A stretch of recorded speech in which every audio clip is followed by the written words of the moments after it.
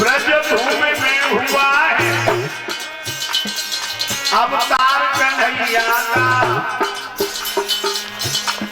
सौभाग्य जिसने पाया, सौभाग्य जिसने पाया दीदार कन्हैया का। सौभाग्य जिसने पाया दीदार कन्हैया का। सौभाग्य जिसने पाया कन्हैया का। ब्रजभूमि में हुआ है अवतार कन्हैया का। ओरे दुनिया वालों मेरी मानो या ना मानो। ओरे दुनिया वालों मेरी मानो या ना मानो। ओरे दुनिया वालों मेरी मानो या ना मानो। तन मन से हो गया है, तन मन से हो गया है संसार कन्हैया का। तन मन से हो गया है संसार कन्हैया का। ब्रजभूमि में हुआ है अवतार कन्हैया का। ये सुंदर गीत नारद बाबा गा रहे, रुक्मिणी सुन रही। और इधर भूपेंद्र भैया हैं चेहरे के, जिन्होंने 101 रुपये का माल्यार्पण हमारे गले में किया है। भगवान उन्हें सुख शांति से भरपूर रखे। बोलो गोविंद भगवान की। याद रखना भाइयों, रुक्मिणी ने जो गीत सुनो सो नारद बाबा को इशारा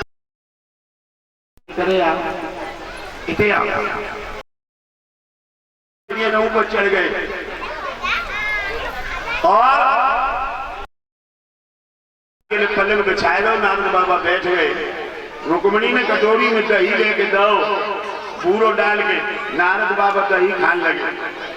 रुक्मिणी नीचे घुटनों के पास बैठ गई, हाथ जोड़ करके कहने लगी, बाबा हाँ बेटी, अभी आप ये गीत किसका गा रहे थे? जवाब दिया, बेटी ब्रज में भगवान का अवतार हुआ, जिन्होंने ब्रज को छोड़ करके मथुरा में आए, मथुरा छोड़ करके अब वो द्वारकावासी हो गए हैं। और जिन्होंने भगवान के दर्शन कर लिए उनका जन्म जन्मांतर के लिए पाप नष्ट हो गया। रुक्मिणी कहने लगी तो बाबा एक बात बताओ,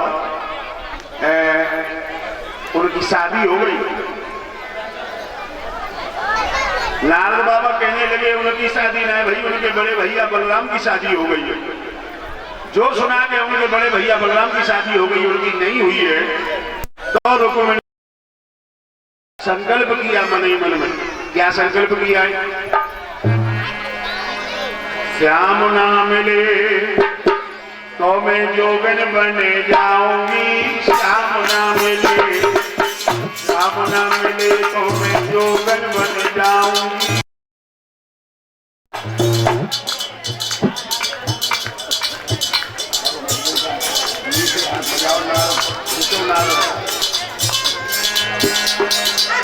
श्याम ना मिले तो मैं जोगन बन जाऊंगी। श्याम ना मिले, श्याम ना मिले तो मैं आऊंगी। श्याम ना मिले, श्याम ना मिले तो मैं जोगिन बन जाऊंगी। श्याम ना मिले जोगन बन जाऊंगी, जोगन बन जाऊंगी। सारी उमरिया की जोगन बन जाऊंगी। श्याम न मिले, श्याम न मिले तो मैं जोगन बन जाऊंगी। श्याम न मिले, श्याम न मिले तो मैं जोगन बन जाऊंगी। श्याम न मिले। रुक्मिणी ने मन ही मन में संकल्प किया कि अगर मेरे गले में मैया पड़ेंगी तो भगवान कन्हैया की, नहीं तो सारा जीवन कुआरे बिता दूंगी। मेरे भगवत बंधुओं, नारद बाबा चले गए। इधर रुक्मिणी की मैया ने रुक्मिणी के पिता भीष्मक महाराज से कहा, महाराज अब बेटी के हाथ पीले करने का समय आ गया है। एक काम करो, कहीं अच्छा लड़का देख करके बेटी के हाथ पीले कर दो, बेटी सियानी हो गई है। महाराज दरबार में पहुंचे जाकर के कहा मंत्री कहिए महाराज। महाराज की जय हो। बात बताओ, हमारी बेटी रुक्मणी विवाह के योग्य हो चुकी है। हाँ। तुम एक काम करो, हाँ। कोई अच्छा लड़का हो जिसके गुण स्वभाव हमारी बेटी से मिलते हो, ये संकोच हमें बताइए। महाराज हाँ। लड़की कितनी वर्ष की है? लड़की की उम्र हो गई 21 वर्ष। 21 वर्ष। हाँ। लड़का कितनी उम्र का हो? कम से कम 25 साल का। 25 साल का। हाँ। महाराज बन गया वजन 25 5 साल के 5 एक लड़का है मेरी नजर में। कौन? धर्मराज दुष्टन। सरदार, लड़का तुमने सही बताया। धर्मराज वास्तव में धर्म के प्रतीक हैं। शंका है क्या? जब कौरव दुर्योधन उसे उन्हें अधिकार नहीं दे रहा है तो मेरी बेटी रुक्मणी का दीवा। ऐसे घर में भी बच्चों कभी लड़की नहीं करनी चाहिए स्वामी जी, जिस घर में लड़का की रोजी रोटी का कोई ठिकाना न हो। न देख लियो कि एमए बीए फाइनल कर ली जाने, क्योंकि एमए बीए करने वाले फिर बात। कोई और लड़का बताओ। महाराज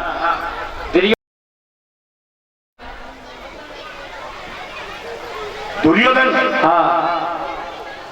दुर्योधन नहीं करेंगे। क्यों?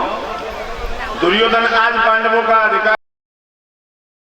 कल पांडव शांति से नहीं बैठेंगे, कल उनके घर में धर्माल छिड़ेगी। हाँ। और 8 पैर की चिकचिक में हमारी बेटी रुक्मणी को चेत नहीं आएगा। ऐसे घर में भी कभी अपनी बेटी नहीं करनी चाहिए जहाँ भैया भैया एक दूसरे के लोगों के प्यासे बैठे हो। दुर्योधन के लिए हम नहीं करेंगे। महाराज हाँ। एक लड़का और है। कौन? भगत का राजा जरासंध। जरासंध के लिए नहीं कर पाएंगे। महाराज आप तो नशा करते हो? नहीं, नशा नहीं करता। फिर नशा जैसी बात क्यों कर रहे हो? नहीं। जरासंध 148 साल का, हमारी बेटी 21 साल की, क्या उनके गले में बकरी लटका दे? महाराज सोनीपत का राजा बाणासुर कैसा रहेगा? बाणासुर बिल्कुल नहीं। इतनी दारू पीता है, इतनी दारू पीता है, सुबह बोतल मुंह से लगाता है, शाम को अलग करता है। कौआ कौन सी गंदी चीज है जो नहीं खा सकता, और शराबा कौन सा बुरा कर्म है जो नहीं कर सकता है। हमने तो देखा है शराब पी करके लोग अपने माँ बाप के जूते मार देते हैं। हमने देखा है शराब पी करके लोग अपने माँ बाप के जूते मार देते हैं। शराबी के लिए हम बिल्कुल नहीं करेंगे।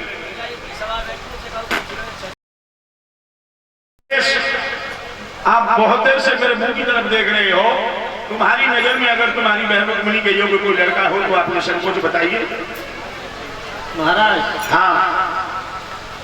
मेरी समझ में तो एक बालक है। कौन? द्वारका के कृष्णनाथपुर राजा भी हुए और उनके समान अब दुनिया में कोई नहीं है। कौन? मुरली मनोहर कन्हैया। हाँ, यदुवंश। लोगों ताली बजा करके हमारे बच्चे का स्वागत कीजिए। अगर भगवान कन्हैया मेरे जैसे घर में दूल्हा बन करके आएंगे तो मेरा बुढ़ापा समझ जाएगा। आज ही नाई ब्राह्मण को बुलाओ, आज ही लगन पत्र का लिखवा करके भेज दो। तुमने तो मेरे मुंह की बात छीन ली रुकमेश। पिताजी आइए बेटा रुकुम। आप तो कहे मैं क्या देख रहा हूँ कि आपकी सभा में तालियों की गड़गड़ाहट। बेटा, जिन लोगों ने भगवान के नाम की ताली बजाई है उनके मुंह में 2-2 रसगुल्ला दे दो। हाँ। और जिनने भगवान के नाम की ताली नहीं बजाई उनके मुंह में ईंट सरकाई दे। वो किस खुशी में? तुम्हारी बहन रुक्मणी के लिए दूल्हा चुन गया। मेरी बहन रुक्मणी के लिए दूल्हा चुन गया? हाँ। वो कौन है? वो है यदुवंश शिरोमणि मुरली मनोहर, याद वेद सरकार भगवान कृष्णचंद्र। पिताजी उसमें तो हो। क्यों तुझे गैर होश नजर आ रहे हैं? हाँ, गैर होशी नजर आ रहे हो। स्वामी जी वहां क्यों खड़े हो? इधर आ जाओ, यहाँ होकर के आ जाओ। आप उसके बारे में कुछ जानते हो? कमंडल ले आओ महाराज, कमंडल झोला ले आओ, यहाँ बैठो आज। हाँ, क्या कहना चाहता है? आप उसके बारे में कुछ जानते हो क्या? तेरे यजमान की वासना छूटी तो तू सब कुछ जानता है, हमको जानता ही नहीं उसके बारे में। हाँ, नहीं जानते हो। यदि जानते तो पहले हमें पूछते। आखिरकार कहना क्या चाहता है? सुनो जो कहना चाहता हूँ, सुना। सुनो कि 16 साल तक नंद के घर और गायों से गुजर चलाता रहा, ना बाप मलेशिया हीरो का वो झूठा गाता रहा।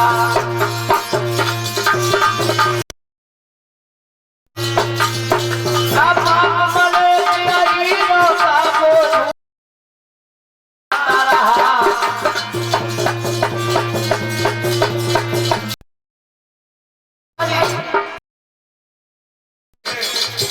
पहले था नंद और नंदन, अब बात देव कहलाता है, अब बात देव कहलाता है।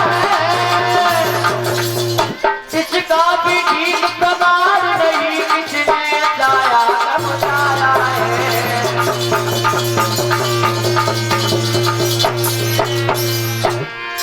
पिताजी उसका ये भी प्रमाण नहीं है वो किसने कब जाया है। और बाल कुमारे के साथ में अपनी बहन की शादी करेंगे हम। रुको पिताजी अगर जरा भी तुमने भगवान के बारे में एक भी शब्द बोला तो मैं तेरी जबान गलवा दूंगा। पिताजी होश में रहो, आप हमारे पिता नहीं होते तब तक। ये बताया किसने था तुम्हें? तुम्हारे भाई ने बताया। मेरे भाई ने? हाँ। ये तो मेरे, अब पूछो मत, बस रहने दो। बताया क्यों? मूर्खो मेरे घर में मुझे क्या मालूम था कि तुम इतने बड़े उपद्रवी पैदा होगे। उपद्रव तो अभी देखा नहीं ना आपने, इसलिए तो तुम्हें बातें आ रही हैं। रुको पिताजी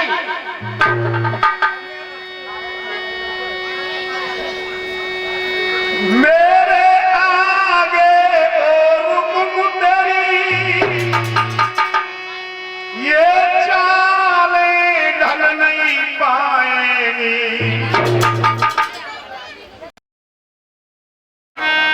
यदि ये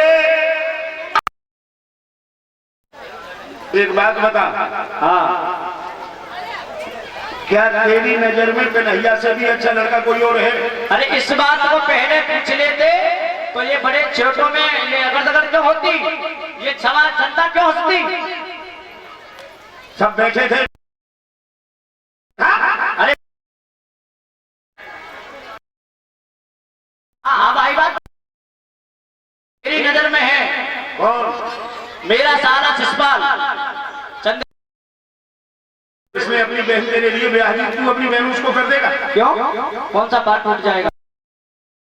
उसने मैं अपनी बहन दी, हम अपनी बहन उसे दे देंगे, और वो हमारे घर आएगा तो हम उससे कह देंगे जीजा जी, और हम उनके घर जाएंगे तो वो हमसे कह देंगे जीजा। पागल ओ हत्यारे, तू क्यों उस विषैले पेड़ को लगाने के लिए जा रहा है? उम्र का ख्याल करो थोड़ा। मेरे आगे और तुम तेरी ये चालें फल नहीं पाएंगी। यदि ये शादी पक्की होगी तो तलवारें चल पाएंगी।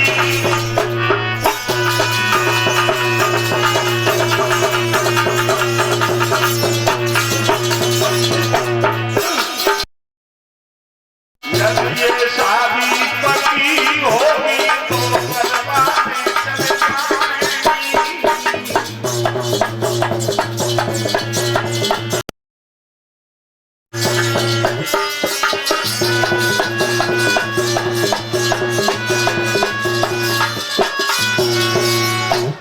अगर ये शादी पक्की हुई